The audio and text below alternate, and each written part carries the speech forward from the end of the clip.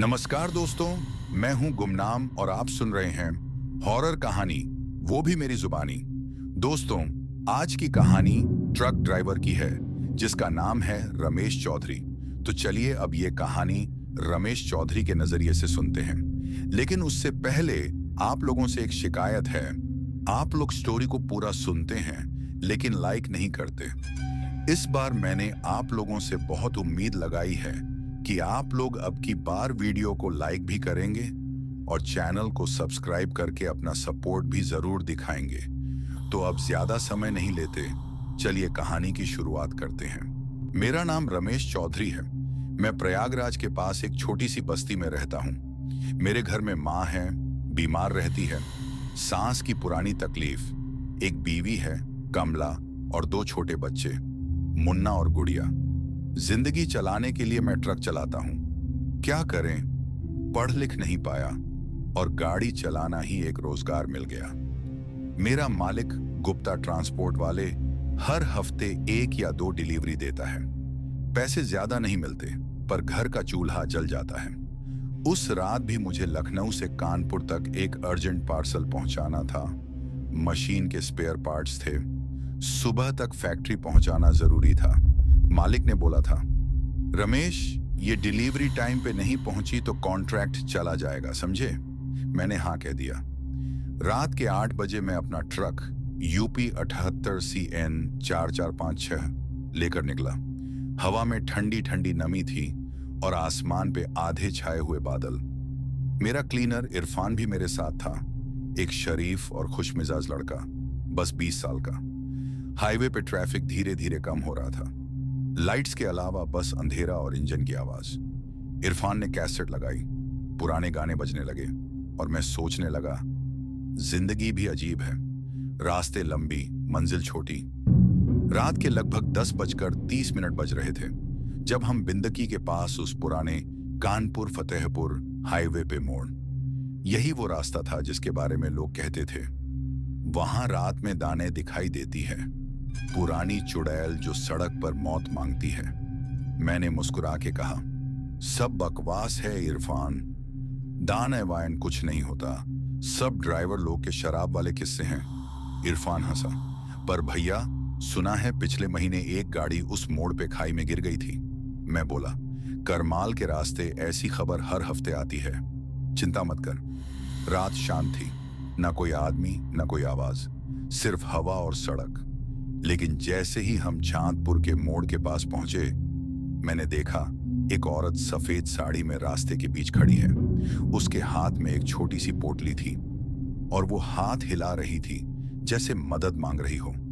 मैंने हल्की सी ब्रेक लगाई, ट्रक धीरे हुआ। इरफान बोला, भैया रुक जाइए, लगता है कोई मुसीबत में है। मैंने कहा, अरे पागल है क्या, रात के 10:30 पर कोई औरत सड़क के बीच क्या कर रही होगी? पर उस वक्त उसके चेहरे का दर्द, उसकी आंखों का अंधेरा कुछ अलग लग रहा था।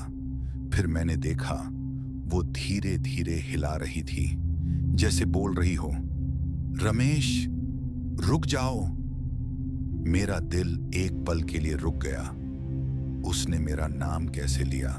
वो औरत सड़क के बीच खड़ी थी, सफेद साड़ी में, हवा उसके बाल उड़ा रही थी, उसके होंठ हिल रहे थे। रमेश रुक जाओ। मैं एकदम से घूम गया इरफान की तरफ। तू सुना, उसने मेरा नाम लिया? इरफान का रंग उड़ गया। हाँ भैया, मैंने भी सुना, पर वो आपका नाम कैसे जानती है? मैंने ट्रक रोका, पर जैसे ही मैं नीचे उतरने लगा, वो औरत गायब हो गई। सड़क पे सिर्फ धुंध थी। मैं कुछ पल तक वहीं खड़ा रहा, समझ नहीं पाया क्या हुआ। इरफान बोला, भैया चलो, यहां रुकना ठीक नहीं। मैंने ट्रक स्टार्ट किया, पर दिल में अजीब सा बोझ था। हर टर्न पे लगता जैसे कोई हमारे साथ चल रहा हो। कहीं से हल्की सी रोती हुई आवाज आती थी, एक औरत की, बिल्कुल दर्द भरी। जैसे ही हम रामपुर गांव के पास पहुंचे, ट्रक के इंजन ने आवाज दी और गाड़ी रुक गई। मैंने बोनट खोला, बैटरी बिल्कुल ठीक थी। इरफान टॉर्च लेकर पीछे घूमा और चीख उठा, भैया, ट्रक के पीछे कोई खड़ी है।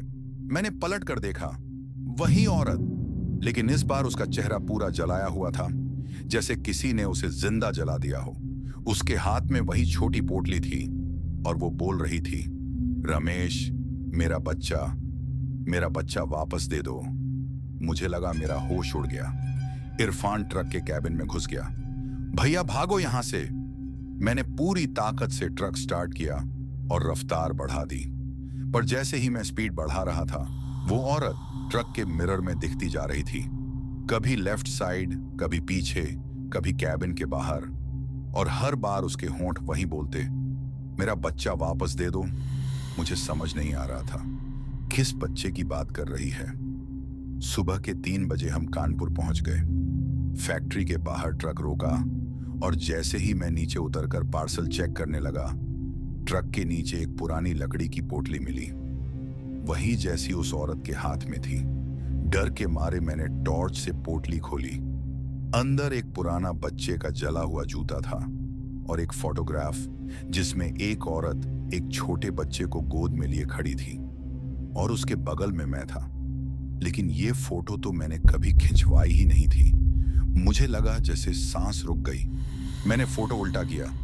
पीछे लिखा था, रमेश और मीरा 2005।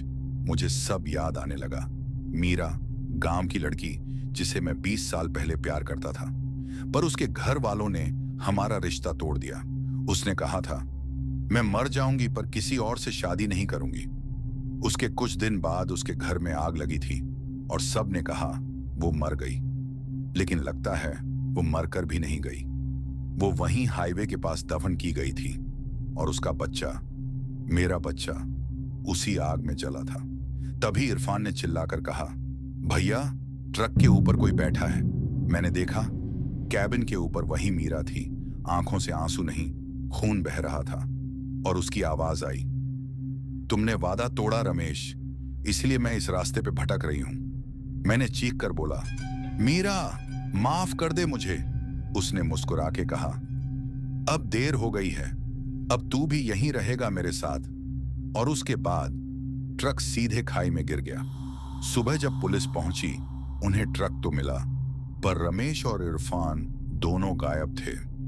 सिर्फ एक पुरानी फोटो मिली जिसमें एक औरत, एक आदमी और बच्चे के साथ खड़ी थी, लेकिन आदमी का चेहरा पूरी तरह जल गया था। रमेश और उसका क्लीनर इरफान दोनों उस रात के बाद कभी नहीं मिले। पुलिस ने ट्रक तो खाई से निकाल लिया, पर कैबिन अंदर से बंद था और स्टीयरिंग पर जलने के निशान थे, जैसे किसी ने अंदर से उसको पकड़कर जला दिया हो। हाईवे के आसपास के लोग कहते हैं, उस रात से लेकर आज तक जब भी कोई ट्रक रात के 8 से 3 के बीच चांदपुर मोड़ से गुजरता है, ट्रक का इंजन खुद ब खुद बंद हो जाता है। कई लोगों ने कहा उन्होंने एक औरत को सफेद साड़ी में ट्रक के सामने खड़ा देखा है और उसके हाथ में होती है एक पोटली और एक जला हुआ जूता। 1 महीने बाद गुप्ता ट्रांसपोर्ट का नया ड्राइवर सुखदेव उसी रूट पे गया। उसने कहा, भाई, मैं रमेश के बारे में सुन चुका था, पर मैं भूत पे भरोसा नहीं करता। मैं भी वही रूट ले गया, रात के 11 बजे। सुखदेव बताता है, बस बिंदकी के बाद ट्रक की हेडलाइट्स डिम होने लगी। फिर सामने एक बच्चा सड़क के बीच खड़ा था, बस 5 से 6 साल का, एक पैर जला हुआ। मैंने ब्रेक लगाई और उतरकर बोला, बेटा, घर किधर है तेरा? वो चुप रहा, फिर बोला, मेरी माँ आ रही है। सुखदेव कहता है, मैंने टॉर्च घुमाई, पीछे से एक औरत छाया जैसी आई और उसने मेरा हाथ पकड़ लिया, ठंडा जैसे बर्फ। उसने बोला, मेरा बच्चा मुझे दे दो। मैंने कहा, कौन सा बच्चा? और तब उसने इतनी जोर से चीखा कि मेरे कान बजने लगे। उसने देखा, बच्चा हवा में उठ गया और औरत का चेहरा बिल्कुल रमेश की मां जैसा लगने लगा। वो समझ नहीं पाया क्या हो रहा है, पर उस वक्त ट्रक का हॉर्न खुद बजने लगा और ट्रक अपने आप चल पड़ा, बिना ड्राइवर के। वो औरत और बच्चा दोनों उसके पीछे हवा में घुस गए।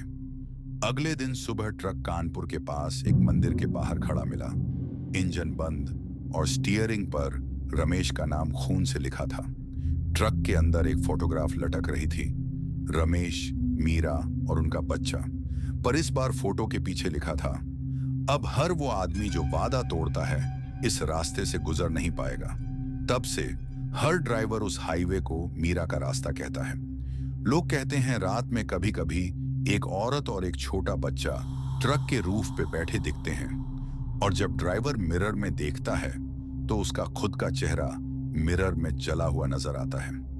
कुछ लोग तो यह भी कहते हैं अगर कोई ट्रक ड्राइवर अपने ट्रक में मीरा और रमेश की फोटो रखे तो हाईवे उसे बचा लेता है, लेकिन अगर उसने कभी किसी से झूठ बोला, किसी का दिल तोड़ा, तो मीरा उसका स्टीयरिंग कभी नहीं छोड़ती।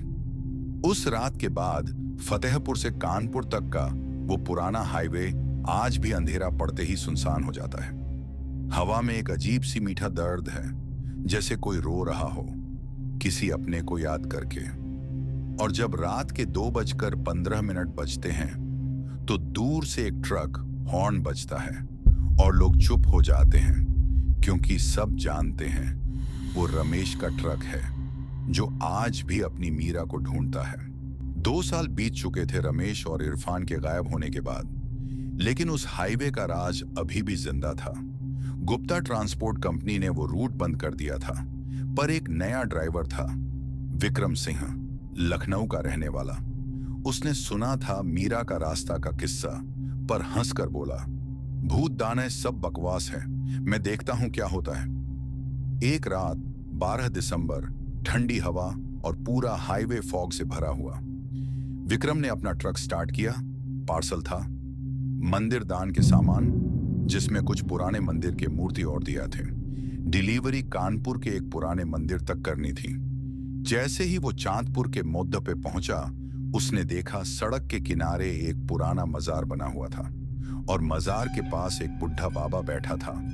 उसने विक्रम को देखकर कहा, बेटा, अगर आज रात इस रास्ते पे जा रहा है तो उस ट्रक के अंदर बत्ती जलाई रखना। विक्रम हंसता हुआ बोला, बाबा, मैं रमेश नहीं हूं, मैं डरता नहीं किसी से। बाबा चुप हो गया, सिर्फ इतना बोला, जब हवा ठंडी पड़ जाए समझ लेना वो पास है। रात के 11:47 बज रहे थे। विक्रम ने एक सिगरेट जलाई, कैसेट में ओल्ड किशोर कुमार का गाना बजा दिया। फॉग इतनी घनी थी कि 10 फुट दूर तक कुछ नजर नहीं आ रहा था। फिर उसने देखा एक औरत ट्रक के सामने खड़ी थी, सफेद साड़ी, बाल खुले, हाथ में पोटली। विक्रम ने ट्रक स्लो किया, पर रुका नहीं। वो औरत सीधा ट्रक के बीच से अंदर आ गई, जैसे हवा में घुस गई हो। ट्रक के कैबिन में एक बर्फ जैसी ठंडक छा गई। विक्रम ने मिरर देखा, पीछे एक बच्चा बैठा था। उसका चेहरा अंधेरे में धुंधला था, पर आंखें लाल चमक रही थीं। वो बोल रहा था, अंकल, आप मेरी मां को ढूंढ के लाएंगे ना? विक्रम ने घबराते हुए कहा, कौन सी मां बेटा? वो बोला, मीरा। और उसके होंठ से एक जलता हुआ धुआं निकला। ट्रक के डैशबोर्ड पे लिखा आया, मीरा आ गई है। विक्रम चीखा, कौन है वहां? कौन है मेरी ट्रक में? तभी कैबिन के अंदर रेडियो अपने आप ऑन हो गया। एक पुराना गाना बजने लगा, आज चल के तुझे मैं लेकर चलूं। और रेडियो की ग्लास स्क्रीन पे एक औरत का चेहरा उभर आया। वो रमेश की पुरानी फोटो वाली मीरा थी। उसने बोला, विक्रम, रमेश ने मुझे अकेले छोड़ दिया था, अब तू भी नहीं बच पाएगा। ट्रक अपने आप स्पीड बढ़ाने लगा। विक्रम ने ब्रेक दबाई, काम नहीं किया। स्पीडोमीटर 90, 100, 120 और ट्रक सीधा उसी मजार के पास जाकर रुक गया। बाबा वहां खड़ी रीधा था। उसने चिल्लाकर कहा, मीरा, अब बस कर, तेरा सुकून अब मंदिर में है। और तभी एक तेज बिजली चमकी। मीरा का रूप धुंध में गुम हो गया और ट्रक के कैबिन में सिर्फ एक जलते हुए हाथ का निशान रह गया, स्टीयरिंग पे। सुबह पुलिस ने ट्रक देखा, इंजन गरम, स्टीयरिंग पे महिला की उंगलियों के निशान और डैशबोर्ड पे लिखा था, मुझे अब सुकून मिल गया। लेकिन सबसे अजीब बात यह थी, ट्रक के अंदर एक पुरानी फोटो लटका रही थी, रमेश, मीरा और बच्चा। और फोटो में अब एक नया चेहरा भी था, विक्रम का। कहते हैं उस रात के बाद हाईवे पे कभी किसी ने मीरा को नहीं देखा, लेकिन हर पूर्णिमा की रात जब फॉग घनी होती है तो दूर से एक ट्रक का हॉर्न बजता है और उसकी लाइट के साथ एक औरत और बच्चा मंदिर के पास खड़े दिखते हैं, जैसे किसी का इंतजार कर रहे हों। और हर नए ड्राइवर के ट्रक के स्टीयरिंग पे एक जलते हाथ का निशान मिलता है। याद दिलाने के लिए कि कुछ वादे कभी मरकर भी टूटते नहीं। उस दिन के बाद मीरा का रास्ता पर किसी ट्रक ड्राइवर ने रात में चलना बंद कर दिया। पुलिस ने केस बंद कर दिया, पर रिपोर्टर आरव मिश्रा का दिल नहीं माना। आरव कानपुर से था और हॉरर स्टोरीज के लिए मशहूर था। उसने डिसाइड किया, मैं जाकर देखूंगा असली सच क्या है। वो एक कैमरा, रिकॉर्डर और अपनी जीप लेकर रामपुर गांव गया, वही जगह जहां से हाईवे का शराब शुरू होता था। गांव पुराना था, मिट्टी के घर और लोग चुपचाप। आरव ने पूछा, बाबा, यहां कोई मीरा नाम की औरत रहती थी क्या? एक बूढ़ी औरत ने हाथ जोड़कर कहा, बेटा, उस नाम को मत लो, वो नाम यहां सिर्फ मौत लाता है। आरव ने फिर भी जिद की। गांव के स्कूल के मास्टर हरिनारायण जी ने चुपके से उससे मिलकर कहा, तुम सच जानना चाहते हो तो आज रात मंदिर के पीछे आना, पर अकेला। रात को 11 बजे आरव गया। मंदिर के पीछे एक पुराना पीपल का पेड़ था। उसके नीचे जलती हुई दिया बत्ती और एक फोटो रखी थी, रमेश और मीरा की शादी की। हरिनारायण जी बोले, मीरा पहले इस गांव की थी, बहुत सीधी साधी लड़की, रमेश से प्यार करती थी, पर उसकी मां ने उसकी शादी एक ठाकुर के साथ कर दी जिसका दिल पत्थर का था। उन्होंने थोड़ा रुक कर बोला, उस ठाकुर ने शादी के 10 दिन बाद ही मीरा को गले में रस्सी डालकर पीपल के पेड़ से लटका दिया, क्योंकि वो अब भी रमेश का नाम लेती थी। आरव ने शौक में पूछा, लेकिन रमेश तो उस वक्त यहां नहीं था। हरिनारायण जी की आंखों से आंसू निकल आए। रमेश उस वक्त ट्रक लेकर यह हाईवे बना रहा था और उसी हाईवे के नीचे मीरा का जला हुआ जिस्म दफन किया गया। आरव के पैर ठहर गए। मतलब हाईवे के नीचे? हरिनारायण जी ने सिर झुका लिया। हाँ बेटा, मीरा की लाश उस सड़क के अंदर है, और जब भी कोई ड्राइवर ट्रक लेकर गुजरता है तो मीरा उसे रमेश समझकर पुकारती है। तभी हवा ठंडी हो गई, पीपल के पत्ते हिलने लगे, दिया बुझ गया। आरव ने टॉर्च जलाई। हरिनारायण जी गायब थे। सिर्फ पेड़ के पास एक पुरानी साड़ी का टुकड़ा पड़ा था और हवा में एक आवाज गूंज रही थी, रमेश, तू वापस आ गया? आरव भागकर जीप में बैठा, इंजन स्टार्ट किया, लेकिन डैशबोर्ड पे लिखा आया, आरव बराबर रमेश। उसके कैमरा ने ऑटोमेटिकली रिकॉर्ड करना शुरू कर दिया। स्क्रीन पे एक औरत का चेहरा दिखाई दिया। वो थी मीरा, लेकिन अब उसका रूप इंसानी नहीं था। आंखें काली, चेहरा आधा जला हुआ और गले में रस्सी के निशान। उसने कहा, तुम लोगों ने मेरा खून से बना रास्ता पर ट्रक चलाया, अब मैं तुम सबको उस सड़क का हिस्सा बना दूंगी। कैमरा गिर गया। आरव चीखता रहा, मैं रमेश नहीं हूं, मैं रिपोर्टर हूं। लेकिन उसकी आवाज हवा में खो गई। सुबह पुलिस ने उसकी जीप हाईवे के बीच से मिली। कैमरा अंदर था। वीडियो में बस एक ही सीन था। आरव स्टीयरिंग पे बैठा था, लेकिन उसका चेहरा रमेश के चेहरे जैसा बन गया था और उसके पीछे लिखा था, जब तक मेरी लाश इस हाईवे के नीचे दफन है, ये सड़क कभी सुकून नहीं पाएगी। आज भी रामपुर के लोग कहते हैं, जब भी सड़क पे बिजली चमकती है तो मिट्टी के अंदर से एक औरत के हाथों के निशान उभरते हैं, जैसे कोई अंदर से बाहर निकलने की कोशिश कर रहा हो। और जब कोई नया ड्राइवर ट्रक चलाता है, उसके ट्रक का जीपीएस अपने आप चांदपुर मोड़ पर रुक जाता है, चाहे वो कहीं भी जा रहा हो, क्योंकि मीरा अब सिर्फ एक दानायन नहीं, वो हाईवे बन चुकी है। आरव के मौत के एक हफ्ते बाद रामपुर गांव में फिर से अजीब घटनाएं होने लगी। रात को ट्रक्स अपने आप स्टार्ट हो जाते। ड्राइवर लोग कहते, क्लच दबाए बिना ही इंजन गर्म हो जाता है। और सुबह कुछ ट्रक्स बिना ड्राइवर के चांदपुर मोड़ के पास खड़े मिलते। पुलिस ने डिसाइड किया कि अब इस हाईवे को क्लेंस करना जरूरी है। लखनऊ से एक टीम बुलाई गई। एक एग्जॉर्सिस्ट बाबा, स्वामी रुद्रनाथ और पुलिस इंस्पेक्टर कबीर सिंह, जिसे ऐसे मामलों में विश्वास नहीं था। रात के 12 बजे टीम निकली। ट्रक की हेडलाइट में हवा में धूल का तूफान था। स्वामी रुद्रनाथ ने कहा, यहां हवा नहीं, आत्माओं की चीखें चल रही हैं। हाईवे के बीच जहां मीरा का पेड़ था, वहां पूजा शुरू हुई। स्वामी ने मंत्र पढ़े और गंगा जल छिड़का। तभी जमीन का एक टुकड़ा हिलने लगा। इंस्पेक्टर कबीर बोला, यह क्या हो रहा है? स्वामी ने चीख कर कहा, वो उठ रही है। मिट्टी तोड़कर एक जला हुआ हाथ बाहर आया। उस हाथ के गले में वही रस्सी बंधी थी जिससे मीरा को टांगा गया था। हवा तेज हो गई, दिया बुझ गया और स्वामी के आसपास का गोल सर्कल जलने लगा। एक आवाज गूंजी, तुम लोग मुझे सड़क के नीचे दबाकर सुकून चाहते हो। मैं हर उस ट्रक के साथ जाऊंगी जहां जुल्म और धोखा है। स्वामी ने जाप तेज कर दिया, AUM काल भैरवाय नमः। हवा में बिजली चमकी और एक जलती हुई औरत का चेहरा दिखाई दिया। स्वामी का माला टूट गया, उनका शरीर हवा में उछल गया और पेड़ से टकराया। इंस्पेक्टर कबीर ने बंदूक निकाली, लेकिन गोली चलाने से पहले ही मीरा उसके सामने आ गई। उसने कहा, मैं बुरी नहीं थी, मुझे मजबूर बनाया गया। मैं सिर्फ अपने रमेश को ढूंढ रही थी। कबीर ने आंखें बंद करके बोला, मैं तुझे शांति दिलाऊंगा। उसने स्वामी के आखिरी मंत्र को रिपीट किया, अग्नि से पैदा हुई आत्मा अग्नि में ही विश्राम करे। उसने हाईवे पर गंगा जल और डीजल मिलाकर आग लगाई। फ्लेम्स उठी, पेड़ जल गया और हवा में एक चीख गूंजी, रमेश, अब सुकून मिला। सुबह हाईवे बिल्कुल शांत था। ट्रक्स वहां से नॉर्मल गुजरने लगे। गांव वाले कहते श्राप खत्म हो गया।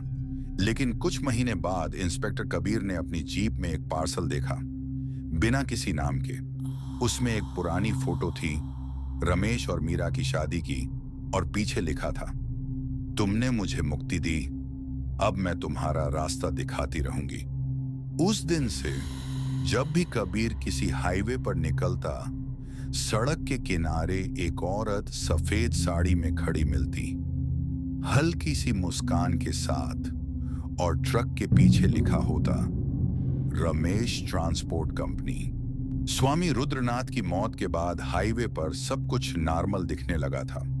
ड्राइवर्स फिर से वहां से गुजरने लगे और रामपुर गांव में लोगों ने सोच लिया, अब श्राप खत्म। लेकिन हर फुल मून के बाद एक अजीब चीज होने लगी। ट्रक के टायर्स अपने आप घिस जाते, जैसे उन्हें कोई खींच रहा हो, और रात के 2 बजे कुछ ड्राइवर्स के लॉग बुक्स में लिखा मिलता, चांदपुर मोड़, मीरा पास, जब उन्होंने लिखा ही नहीं होता था। इंस्पेक्टर कबीर, जो अब लखनऊ ट्रांसफर हो गया था, एक दिन रात में अपनी जीप में था। GPS ने अचानक रूट बदल दिया। डेस्टिनेशन लिखा रामपुर हाईवे। उसने सोचा, यह तो सिस्टम बग होगा, पर GPS की वॉइस ने कुछ और कहा, वेलकम बैक रमेश। कबीर ने ब्रेक लगाया। जीप रुक गई हाईवे के बीच। हवा बिल्कुल शांत थी, पर विंडशील्ड पर एक उंगली से लिखा था, तुमने मुझे जलाया, अब मेरी राख से मैं लौट आ गई हूं। उसने तुरंत टॉर्च निकाली और रोड के किनारे देखा। जमीन में एक नई दरार पड़ चुकी थी और उसके अंदर से ट्रक के हॉर्न की आवाज आ रही थी। ऐसा लग रहा था जैसे जमीन के नीचे कोई ट्रक चल रहा हो। 2 दिन बाद न्यूज में एक और केस आया। कानपुर के ड्राइवर इकबाल शेख का ट्रक रामपुर के पास पूरी तरह सड़क में धंस गया। इंजन और टायर्स सड़क के अंदर चले गए, लेकिन ट्रक का अपर हाफ ऊपर ही था, जैसे कोई जमीन ने आधा निगल लिया हो। ड्राइवर गायब, बस एक नोट मिला, उसने मुझे बुलाया था, मैं चली गई। कबीर ने वापस रामपुर आने का फैसला किया। उसने गांव के पुराने रिकॉर्ड खंगाले और एक शॉकिंग बात मिली, रमेश नाम का ट्रक ड्राइवर कभी था ही नहीं। गांव के रिकॉर्ड में उस दिन के हाईवे प्रोजेक्ट में एक और ड्राइवर का नाम लिखा था, कैलाश यादव। मतलब रमेश कोई और ही था, एक झूठा पहचान जिसे मीरा ने अपने प्यार के लिए सच माना। और उसके श्राप का निशाना अब वो सारे लोग थे जिन लोगों ने उस रास्ते के प्रोजेक्ट में हिस्सा लिया था। कबीर ने अपनी टीम के साथ हाईवे के ओरिजिनल फाउंडेशन मैप निकाले और तब उन्हें समझ आया, हाईवे के नीचे एक पुरानी बस्ती दबाई गई थी और उस बस्ती के बीच मीरा का पेड़ था। कबीर ने बोला, अगर वो हाईवे जले हुए लोगों की राख पे बना है तो वो सड़क कभी सुकून नहीं पाएगी। टीम ने फैसला किया, इस बार श्राप तोड़ने के लिए सड़क तोड़नी पड़ेगी। एक्सकेवेटर मशीनें मंगाई गईं और रात के 1 बजे डिगिंग शुरू हुई। पर जैसे ही मिट्टी खुली, जमीन के अंदर से ट्रक के हेडलाइट जैसे 2 चमकते आंख दिखाई दिए और एक आवाज आई, मुझे जलाकर अब मेरी आत्मा तोड़ना चाहते हो? अब तुम सब इस रास्ते का हिस्सा बन जाओगे। एक्सकेवेटर मशीन बंद हो गई और सबके मोबाइल ब्लिंक करने लगे। स्क्रीन पे लिखा आया, वेलकम टू मीरा हाईवे। रात भर कुछ भी रिकॉर्ड नहीं हुआ, बस सुबह के सीसीटीवी फुटेज में एक सीन था। हाईवे पर एक नया माइलस्टोन खड़ा था जिसमें लिखा था, रमेश ट्रांसपोर्ट कंपनी सिंस 1999, और उसके नीचे लिखा था, चंदपुर मोड़ एंट्री रात में प्रतिबंधित है। तब से रामपुर के लोग कहते हैं, जब भी रात में कोई नया ट्रक वहां से गुजरता है, सड़क हल्का सा हिलती है, जैसे नीचे कोई इंजन चालू हो रहा हो। नेहा वर्मा लखनऊ की एक बोल्ड और इंडिपेंडेंट ट्रक ड्राइवर थी। उसने अपने बाप का ट्रक बिजनेस संभाल रखा था और हर कोई कहता था, ये लड़की मर्दों से ज्यादा हिम्मत रखती है। एक शाम उसे एक अर्बन पार्सल डिलीवर करना था कानपुर से बरेली, और जीपीएस ने शॉर्टेस्ट रूट दिखाया, रामपुर हाईवे। उसने गार्ड से पूछा, ये रूट सेफ है ना? गार्ड ने ज्यादा सोचे बिना कहा, मैडम सड़क पुरानी है पर शॉर्टकट है, बस रात में मत गुजरिए। लेकिन नेहा ने कहा, टाइम नहीं है, मुझे डिलीवरी सुबह तक करनी है। रात के 1:20 पर वो ट्रक लेकर हाईवे पर चली गई। सड़क सुननी थी, सिर्फ ट्रक के इंजन की आवाज और हवा की सरसराहट। नेहा ने एफएम चालू किया पर स्टैटिक नॉइज आने लगी। एफएम से एक हल्की सी आवाज आई, मीरा रोड आपका स्वागत करता है।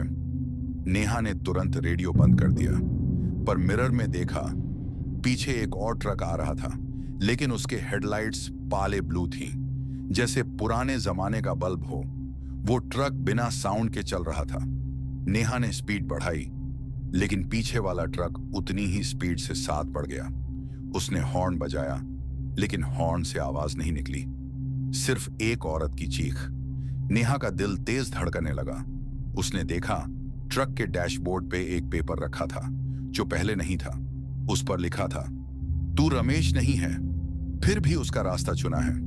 उसने ब्रेक लगाए और ट्रक रोड साइड पर रोका। बाहर निकलकर टॉर्च लगाई। सड़क बिल्कुल खाली थी, पर तभी हवा में एक पुरानी औरत की आवाज गूंज उठी, तू मेरी कहानी सुनने आई है नेहा? नेहा ने पलट कर देखा। एक औरत सफेद साड़ी में, गले में रस्सी के निशान और आंखों में आंसू। उसने कहा, मैं तुम्हें नुकसान नहीं पहुंचाना चाहती, मुझे बस सच सुन। दयान ने कहा, सच इतना गहरा है बेटा कि तू समझेगी नहीं। जिस हाईवे पर तू चल रही है वो सिर्फ सड़क नहीं, वो मेरी मौत का वक्त है। उसके बाद हवा तेज हो गई। नेहा ने देखा सड़क बदल गई है। साइड में हट्स, पुराने गांव के लोग और ट्रक्स पुरानी डिजाइन के, जैसे वो 1999 के समय में आ गई हो। एक आदमी ट्रक के पास आया, हाथ में डीजल का कैन था। नेहा ने पूछा, ये जगह रामपुर है ना? आदमी बोला, हाँ, और मैं रमेश। नेहा का जिस्म कांप गया।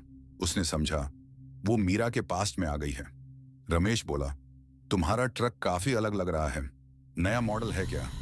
नेहा ने चुपचाप कहा, हाँ, नया ही समझ लो। उसने देखा दूर एक लड़की पेड़ के पास खड़ी रो रही थी, मीरा। उसके हाथ में शादी का जोड़ा था और आंखों में दर्द। रमेश उसके पास गया और बोला, मीरा, मैं आ गया। लेकिन उसके आगे के सेकंड्स में ठाकुर के आदमी आए और मीरा को खींच कर ले गए।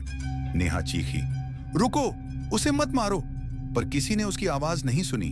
आसमान में बिजली चमकी और नेहा का ट्रक इंजन खुद चालू हो गया। एक आवाज आई, जो मेरे मौत का गवाह बन गया वो कभी वापस नहीं जा सकता। नेहा ने ट्रक स्टार्ट करके रिवर्स लिया, पर सड़क पे लिखा था, exit closed, you're in 1999 forever. सुबह लोगों ने देखा एक नया ट्रक हाईवे के किनारे पड़ा था, ड्राइवर गायब, और नंबर प्लेट पे लिखा था AMH 99 नेहा। सीसीटीवी फुटेज में सिर्फ एक फ्रेम दिखा। ट्रक के मिरर में एक औरत मुस्कुराते हुए कह रही थी, अब मैं अकेली नहीं हूं। नेहा के गायब होने के एक हफ्ते बाद रामपुर हाईवे फिर से पूरी तरह शांत दिखने लगा। गांव वाले कहते, रात में सिर्फ हवाएं सरसराहट ही करती हैं, पर ट्रक कभी नहीं दिखते। पर एक और कैरेक्टर आ जाता है, अर्जुन मलिक, एक यंग पैरानॉर्मल रिसर्चर और अर्बन एक्सप्लोरर। उसने न्यूज़ देखी थी नेहा के डिसअपियर होने की और डिसाइड किया, मैं समझता हूं असली सच। रात के 12 बजे अर्जुन एक ओल्ड जीप में हाईवे पर एंटर होता है। हेडलाइट्स में फॉग है, इंजन हल्की सी गूंज रही है। जीपीएस खुद ब खुद चांदपुर मोरधास पे पॉइंट करता है। अर्जुन ने कैमरा ऑन किया और तुरंत देखा सड़क पर एक ट्रक स्लोली मूव कर रहा था, पर अंदर कोई ड्राइवर नहीं था। मिरर में एक औरत का चेहरा ब्लिंक कर रहा था।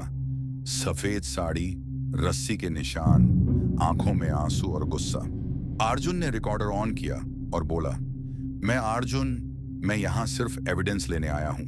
और तब ट्रक के डैशबोर्ड पे लिखा, तुम भी देख रहे हो, अब तुम्हारा वक्त शुरू है। सडनली फॉग और तेज हो गया। हाईवे के किनारे लाइट्स ब्लिंक करने लगी। अर्जुन ने देखा पेड़ के नीचे एक पुराना फोटो फ्रेम गिर रहा था। रमेश, मीरा और एक अननोन ट्रक ड्राइवर, और फोटो के पीछे एक नोट, हर नया ड्राइवर मेरे दर्द का गवाह बनेगा। अर्जुन ने जीप स्टार्ट की, लेकिन इंजन स्ट्रगल कर रहा था। स्क्रीन पे लिखा, exit closed, welcome to Mira highway. फिर एक औरत की चीख गूंजी और अर्जुन का कैमरा ऑटोमेटिकली रिकॉर्ड करना शुरू कर गया। फॉग में ट्रक का हॉर्न बजता है और पीछे से एक बच्चे की आवाज आती है, अब हम सब साथ हैं। और जैसे ही अर्जुन ने पीछे देखा, मिरर में अपना ही चेहरा रमेश का लग रहा था। स्क्रीन का शॉट ब्लैक हुआ। सिर्फ एक इको आई, मीरा कभी सुकून नहीं पाएगी और कोई भी जो सड़क से गुजरेगा उसका हिस्सा बन जाएगा। हाईवे अब एक लिविंग एंटिटी बन चुका है। रमेश, मीरा, नेहा और अब अर्जुन सब उसका पार्ट बन गए, और जो भी रात के 12 बजे वहां से गुजरेगा उसका ट्रक और ड्राइवर अपनी कहानी में घुस जाएंगे। फॉग में सिर्फ हॉर्न बजता है और दूर से एक लाइट ब्लिंक करते हुए दिखती है, जैसे हाईवे अब अपने आप चल रहा हो, अपनी नई विक्टिम्स का इंतजार कर रहा हो। दोस्तों, आज की मीरा हाईवे की कहानी यहीं खत्म होती है। अगर आपको यह वीडियो पसंद आया हो तो लाइक करना मत भूलिए और चैनल को सब्सक्राइब कीजिए, ताकि आपको और भी ऐसे डरावने और सस्पेंसफुल स्टोरीज मिलती रहें। और हाँ, कमेंट में अपना नाम और लोकेशन लिखकर बताइए। हम जानना चाहते हैं कि आप कहां से ये कहानी देख रहे हैं। शायद अगले वीडियो में आपका नाम भी अनाउंस किया जाए। तब तक के लिए ध्यान रखिए, रात के 12 बजे कभी भी हाईवे से गुजरते हुए आंखें खुली रखिए, क्योंकि मीरा हमेशा देख रही होती है और शायद आप भी उसकी कहानी का हिस्सा बन जाएं।